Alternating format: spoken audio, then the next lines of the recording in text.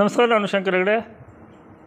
ತುಂಬ ಟ್ರಾವೆಲಿಂಗಲ್ಲಿದ್ದೆ, ವೀಡಿಯೋ ಮಾಡಲಿಕ್ಕಾಗಲಿಲ್ಲ. ಪುಣೆ, ಬಾಂಬೆ ಮತ್ತೆ ಹೋಗಿ ಮತ್ತೆ ಬಂದು ಸ್ವಲ್ಪ ಒಂದು ದಿವಸದ ಮಟ್ಟಿಗೆ ಜ್ವರನೂ ಬಂದದ್ದು ಆಯಿತು, ಕಡಿಮೆ ಆಗಿದೆ. ಈ ಮಂತ್ರಗಳ ಮಹತ್ವದ ವಿಡಿಯೋವನ್ನು ಮುಂದುವರಿಸ್ತಾ ಇದ್ದೇನೆ. ಓಂ ಹ್ರೀಂ ದುಂ ದುರ್ಗಾಯೈ ನಮಃ. ಇದು ದುರ್ಗಾ ಅಷ್ಟಾಕ್ಷರಿ ಮಂತ್ರ. ದುರ್ಗೆ ಹೇಳುವುದೇ ಒಂಥರ ದುರ್ಗತಿಯನ್ನು ನಿವಾರಣೆ ಮಾಡುವಂಥ ಅಕ್ಷರ, ಅಂದರೆ ದೇವಿ. ದುಮ್ ಹೇಳುವಂಥದ್ದು ದುರ್ಗತಿಯನ್ನು ನಿವಾರಣೆ ಮಾಡುವಂಥದ್ದು. ಈ ಸಂಗೀತದಲ್ಲಿ ಕೂಡ ಬರುತ್ತೆ ದುರ್ಗಾರಾಗ ಅಂತ, ಅಲ್ಲಿ ಹಾಗೆ ಹೇಳ್ಕೊಡ್ತಾರೆ, ಜಯ ದುರ್ಗೆ ಹಂಗೆ ಬರುತ್ತೆ. ನನ್ನ ಸ್ವರ ಇಲ್ಲ, ನನಗೆ ಅದನ್ನು ಹೇಳೋಕ್ಕೆ ಹೋಗಲ್ಲ ಸಂಗೀತ, ಅದು ಮಾತ್ರ ಬಾನ್ಗಡಿ ಬೇಡ. ಜಯ ದುರ್ಗೆ ದುರ್ಗತಿ ನಿವಾರಣಿ, ಹಾಗೆ ದುರ್ಗಾರಾಗದಲ್ಲೇ ಹೇಳ್ಕೊಡ್ತಾರೆ ಅದನ್ನು. ಸೊ ನಿಮ್ಮ ಏನೇ ದುರ್ಗತಿ ಇರಲಿ, ಎಷ್ಟೇ ಕಷ್ಟ ಇರಲಿ, ಓಂ ಹ್ರೀಂ ದುಂ ದುರ್ಗಾಯೈ ನಮಃ ಮಂತ್ರ ಹಾಕ್ತಾ ಇದ್ದೇವೆ, ನೋಡ್ಕೊಳ್ಳಿ ಕನ್ನಡದಲ್ಲಿ, ಆಯಿತಾ. ಆಮೇಲೆ ವಿಚಿತ್ರ ಅಂದರೆ ನಾನೊಂದು ವಿಡಿಯೋ ಮಾಡಿದ್ದೆ, ತಮಿಳ್ನಾಡಿನ ಈ ಮಂತ್ರಸಿದ್ಧಿ ಮನುಷ್ಯ, ಅವರ ಹೆಸರು ಯಾಲಿ ಅಂತ. ಆ್ಯಕ್ಚುಲಿ ದುಡಿಯೋದು ಇದಕ್ಕೆ ₹300 ಮಾತ್ರ ಅಂತ. ದೊಡ್ಡ VIP ನನಗೆ ಅವ್ರು ಕಾಂಟ್ಯಾಕ್ಟ್ ಕೊಟ್ಟಿದ್ದು, ಇವರಿಗೆ ತಾಯಿ ಸಿದ್ಧಿ ಆಗಿದೆ, ಅವ್ರು ಹೇಳಿದಾರೆ ನಿಜ ಆಗುತ್ತೆ ಅಂತ. ನಾನು ಕರೆಸ್ಕೊಂಡೆ, ಹಂಗೂ ಹಿಂಗೋ ಬಂದರು. ಅವರಿಬ್ಬರ ಮಧ್ಯೆ ಏನೋ ರಿಫ್ಟ್ ಆಗಿತ್ತು, ದೊಡ್ಡ VIP ಮತ್ತು ಅವ್ರ ಮಧ್ಯ.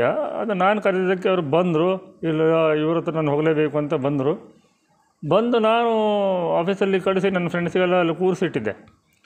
ಏನು ಹೇಳ್ತಾರೆ ಕೇಳ್ಕೊಳ್ಳಿ, ಸರಿ ಬರುತ್ತೆ ಇಲ್ವಾ, ಸಿದ್ಧಿ ಇದೆಯಾ, ಜ್ಯೋತಿಷ್ಯ ಮಾಡ್ತಾರೋ, ಎಷ್ಟು ಜ್ಯೋತಿಷ್ಯ ಎಷ್ಟು ಸಿದ್ಧಿ ನೋಡ್ಕೊಡಿ ಅಂತ.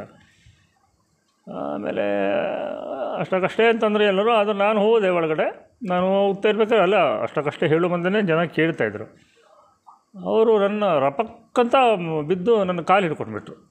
ನಾನು ಹೇಳಿದೆ, ಅಯ್ಯೋ ಎಬ್ಬಿಸ್ಬಿಟ್ಟು, ನಾನು ಸಾಮಾನ್ಯ ಮನುಷ್ಯ, ನೀವು ಮಂತ್ರಸಿದ್ಧಿ, ತಾಯಿ ಮಂತ್ರ ಎಲ್ಲ ಸಿದ್ಧಿ ಮಾಡ್ಕೊಂಡಿದ್ದಾನಂತೆ ದೇವಿ ಇದು ಅಂತ ಹೇಳಿದೆ. ಏನೇ ಇಲ್ಲಿ ನಿಮಗೆ ನಾವು ನಮಸ್ಕಾರ ಮಾಡಲೇಬೇಕು ಅಂತಂದ್ರೆ ಆಯಿತು ಅಂದೆ. ಅರ್ಧಮುರ್ಧ ಪ್ರಿಡಿಕ್ಷನ್ ಆಗಿದೆ, ನಾನು ಮುಗಿಸ್ಕೊಂಡು ಒಳಗೆ ಬನ್ನಿ ಅಂತ ಕರೆದೆ. ನನ್ನ ಜಾತಕ ಕೊಟ್ಟೆ, ಹೇಳಿ ಅಂತಂದೆ. ಏನೇನೋ ಒಂದಿಷ್ಟು ಬಂತು, ಒಂದಿಷ್ಟು ಜ್ಯೋತಿಷ್ಯ ನೋಟ್ಸ್ ಎಲ್ಲ ಮಾಡ್ಕೊಂಡಿದ್ರಪ್ಪ ಅವರು, ಯಾರು ಹೇಳಿದಾರೆ ನೋಟ್ಸ್ ಇತ್ತು ಅದರಲ್ಲಿ. ಹಿಂಗೆ ಅಂತಂದ್ರೆ ಆಮೇಲೆ ಈ ತಿಂಗಳ ನಂತರ ನಿಮಗೆ ನೋಡಿ ಹೆಂಗೆ ದುಡ್ಡು ಬರುತ್ತೆ ಅಂದ್ರೆ ಅದೆಲ್ಲ ಆಗಲಿಲ್ಲ ಬಿಡಿ. ಆಮೇಲೆ ಮತ್ತು ನಾನು ಆ VVIPಗೆ ಒಂದು ಸ್ನ್ಯಾಪ್ಶಾಟ್ ಕಳಿಸ್ದೆ. ಈ CP ಯೋಗೇಶ್ವರು ಮತ್ತು ನಿಖಿಲ್ ಚುನಾವಣೆ ಫಲಿತಾಂಶ ಅವ್ರ ಹತ್ರನೂ ಕೇಳಿದೆ, ನೋಡೇ ಬಿಡೋಣ ದೇವಿ ಶಕ್ತಿ ಏನಿದೆ ಅಂತಂದ್ರೆ. ಅದು ಪೂರ್ತಿ ಉಲ್ಟಾ ಬಂತು. ಆಮೇಲೆ ನನ್ನ ಹತ್ರನೇ ಸಾಕಷ್ಟು ಒಂದು ದಿವಸ ಇದ್ದರು ಅವರು. ನಮ್ಮ ಮನೇಲಿ ಎಲ್ಲ ಊಟ ಮಾಡಿಕೊಂಡು ತಗೊಂಡೋಗಿ ಸಿಂಗಾಪುರ ಕಡೆಗೆ ಈಗ ಪೂರ್ಣಾವಧಿ ಜ್ಯೋತಿಷಿಯವರು, ದಿನಕ್ಕೆ ಏನಿಲ್ಲ ಒಂದು 10-15 ಸಾವಿರ ದುಡಿತಾರೆ ಈಗ. ಇದು ಕತೆ. ಅವರು ಒಳಗಡೆ ಬಂದಾಗ ಇವರಿಗೆ ದೇವಿ ಸಿದ್ಧಿ ಇಲ್ಲ ಅಂತ ನನಗೆ ಹೆಂಗೆ ಗೊತ್ತಾಯಿತು ಅಂತಂದರೆ, ಇದು ನಡೀತಾ ಇರುವಂಥ ಒಂದು ದೊಡ್ಡ ವಿದ್ಯಮಾನ. ತಮಿಳಿಂದ ಕನ್ನಡ ಹುಟ್ಟಿದೆಯೋ, ಕನ್ನಡದಿಂದ ತಮಿಳು ಹುಟ್ಟಿದೆಯೋ, ಅಥವಾ ಎರಡೂ ಒಟ್ಟಿಗೆ ಹುಟ್ಕೊಂಡಿದೆಯೋ ನಮಗೆ ಗೊತ್ತಿಲ್ಲ. ನಾನು ಭಾಷಾ ವಿಚಾರದಲ್ಲಿ ಏನೂ ಮಾತಾಡೋದಿಲ್ಲ. ಕಮಲ್ ಹಾಸನ್ ಒಳ್ಳೆ ಆ್ಯಕ್ಟ್ರ್, ಅಷ್ಟು ನನಗೆ ಗೊತ್ತು. ಇದು ಕಾಂಟ್ರವರ್ಸಿ ಆಗ್ತಿದೆ, ಅದು ನನಗೆ ಬೇಡ.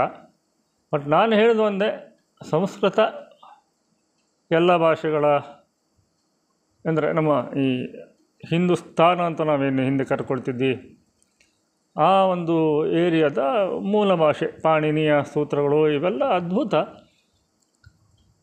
ಆ ವ್ಯಕ್ತಿ ಬಂದು ಕೂತಾಗ, ನೀನು ಯಾವ ಮಂತ್ರಸಿದ್ಧಿ ಮಾಡ್ಕೊಂಡಿಯಾ ದೇವಿ ಅಂತ ಕೇಳಿದಾಗ ಆ ವ್ಯಕ್ತಿ ಹೇಳಿದ್ದು ಯಾಲಿ ಓಂ ಹ್ರೀಂ ದುರ್ಗಾಯೈ ನಮಃ ಅಂದ. ನನಗೆ ಅಲ್ಲಿಗೆ ಗೊತ್ತಾಯಿತು ತಮಿಳಿನಲ್ಲಿ ಮಂತ್ರಸಿದ್ಧಿ ಹೆಂಗೆ ಸಾಧ್ಯ, ಯಾಕಂದರೆ ಹಕಾರಕ್ಕೆ ಅಲ್ಲಿ ಅವಕಾಶ ಇಲ್ಲ. ಓಂ ಹ್ರೀಂ ದುಂ ದುರ್ಗಾಯೈ ನಮಃ, ಅಲ್ಲಿ ಹಕಾರಕ್ಕೆ ಮೋಹನ್ ಅಂತ ಹೇಳೋದಿಲ್ಲ, ಅವರು ಮೋಗನ್ ಅಂತಾರೆ. ನಾನು ಯಾರನ್ನು ಕಂಡೆಮ್ ಮಾಡ್ತಾ ಇಲ್ಲ, ಯಾಕಂದರೆ ನನ್ನ ಮಗನ TT ಕೋಚು ತಮಿಳಿಯನ್ನು ತುಂಬ ಚೆನ್ನಾಗಿ ಹೇಳ್ಕೊಡ್ತಿದ್ದಾರೆ. ನಮ್ಮ ಕರ್ನಾಟಕದವರನ್ನೇ ಅವರು ಯೂತ್ ಒಲಿಂಪಿಕ್ಸ್ವರೆಗೆ ತಗೊಂಡು ಹೋಗಿದ್ದಾರೆ, ಅರ್ಚನಾ ಕಾಮತ್ ಅವರನ್ನು. ಸೊ ಅದೆಲ್ಲ ಇಲ್ಲ. ಬಟ್ ಟೆಕ್ನಿಕಲಿ ನೀವು ಸ್ವಲ್ಪ ನೋಡ್ಕೊಳ್ಳಿ, ಎಲ್ಲಿಂದ ಯಾವ ಭಾಷೆ ಹುಟ್ಟಲಿಕ್ಕೆ ಸಾಧ್ಯ ಅಂತ.